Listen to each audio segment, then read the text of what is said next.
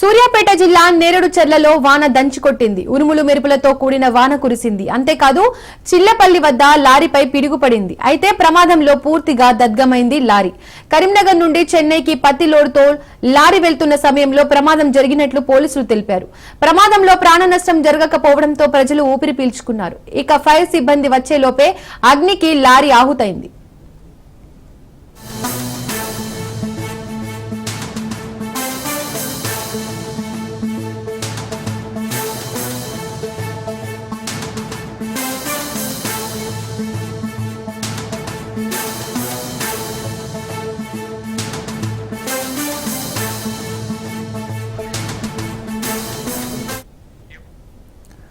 సూర్యాపేట జిల్లా నేరేడు చెర్లలో వాన దంచుకొట్టింది. ఉరుములు మెరుపులతో కూడిన వాన కురిసింది.